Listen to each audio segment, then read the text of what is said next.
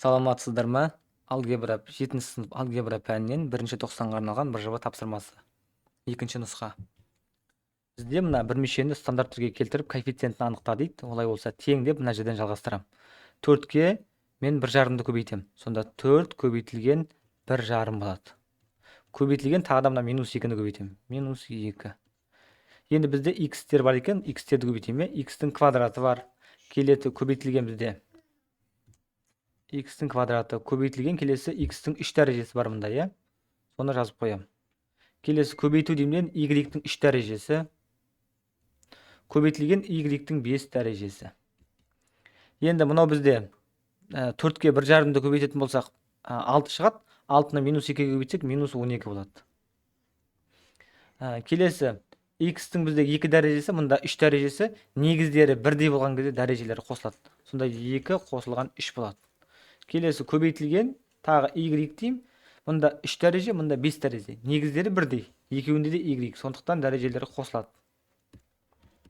Сонда мына жерде -12, сосын x-тің 2-ге 3-ті қоссақ бізде 5 болады. Көбейтілген y-тің 3-ге 5-ті қоссақ 8 болады, иә? Мінекей біз стандарт түрге келтірдік. Енді жауабы коэффициентті анықтауымыз керек. Сонда коэффициенті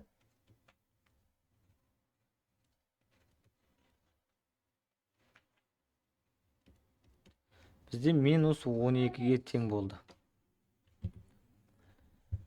Келесі екінші есеп, мен мынаны А деп алайын. Мынау бізде А қабырғасы, мынау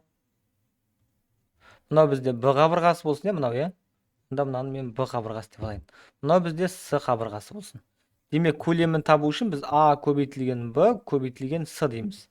А дегеніміз ол 3x квадрат, сосын y-тің 5 дәрежесі.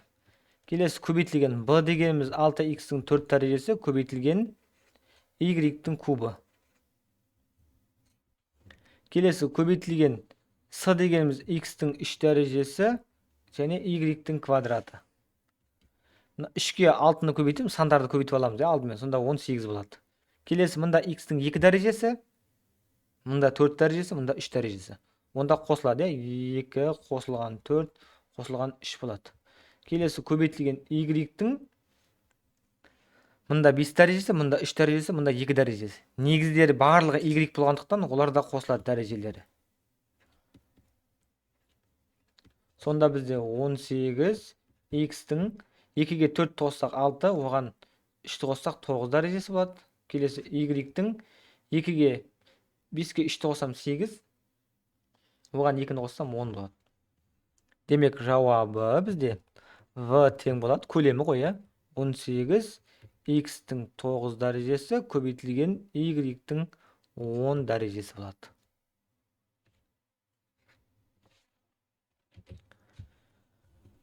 Келесі үшінші есеп, мыналарды қосуымыз керек, Сонда 3a квадрат минус 2a қосылған 6. Және қосылған 4a квадрат қосылған 7a минус 8. 3a квадратқа 4a квадратты қоссақ бізде 7a квадрат болады. Минус 2aға 7a-ны қосатын болсақ бізде 5a болады. 7-ден 2-ні азайтамыз. 6-дан 8-ді азайтсақ бізде 2 болады. Минус 2. Демек, жауабы 7a квадрат қосылған 5a минус 2. Келесі бізде 4-ші есеп, көп мүшені көбейткішке шектеңіз деп берілген. Мен А нұсқасын шығарайын. 2x, сосын a минус b, келесі 4y, сосын a минус b. Мына жерде де a минус b бар, мына жерде де бізде a минус b бар.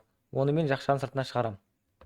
Сонда жақшаның ішінде 2x қалады, және 4y қалады, Мінекей біз көбейткішке шектедік. Келесі b нұсқасы бойынша.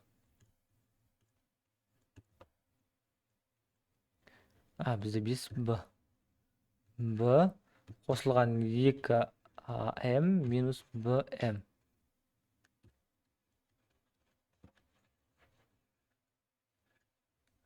Тең болады. Мұн жерде 5-ті шығарып жіберейін, ортақ көбейткіш. Сонда a минус b қалады. Мұна жерде m-ді шығарып жіберсем, Сонда бізде а минус б қалады. Демек а минус б, мұнда да а минус б бар, соны мен жақшаның сатына шығарам. Сонда көбейтілген, мына жерде а минус б кетіп қалса 5 қалады. Келесі қосылған, мына жерде а минус б кетіп қалса м қалады, е.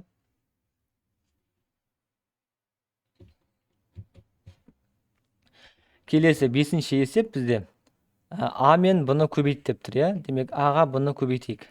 А деген мынау ғой.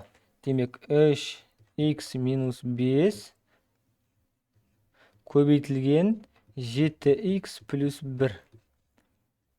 3х-ке 7х-ті көбейтсек бізде 21х квадрат болады. Келесі 3х-ке 1-ді көбейтсек 3х болады. Келесі минус 5-ке 7х-ті көбейтсек минус 35х болады. Минус 5-ке 1-ді көбейтсек минус 5 болады. Келесі 21х квадрат минус 35, 3-тен 35 азайтсақ бізде минус 32 қалады, е. Х. Келесі минус 5.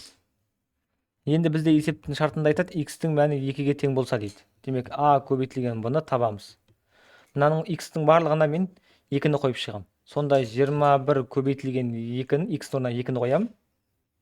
Соның квадраты. Азайтылған 32 көбейтілген х орнына 2-ні қоям. Азайтылған 5. Сонда 21 көбейтілген 4 азайтылған 32-ге 4-ті көбейтсек бізде 64. Азайтылған 5. Сонда 21-ге 4-ті көбейтсек бізде 84 болады. Азайтылған 84-тен 64 азайтам. 84-тен 64 азайтылған, 64 азайтылған 5. 84-тен 64 азайтам 20 қалады. 20-дан 5 азайтам 15. Демек жауабы бізде а көбейтілген бұның мәні 15-ге тең болды. Келесі бізде м және n-ның көбейтіндісін табуымыз керек. m-ның мәні 4х-ке тең, онда 4х деймін көбейтілген. n-ның мәні бізде 5х-ке тең. 5х. Сонда 4х-ке 5х-ті көбейтсек бізде 20х квадрат болады. Енді бізде х-тің мәні 2-ге тең болса деп тұрғы. Онда m көбейтілген n-ның мәні 20 көбейтілген 2-ның квадраты болады. Сонда 20 көбейтілген 2-ның квадраты. Ол бізде 4-ке тең. Онда ол 80 болады, е. Сонда жауабы бізде m-ге көбейтсек n-ді, ол бізде 80-ге тең болады. Осымен есептер аяқталды. Келесі кездескенше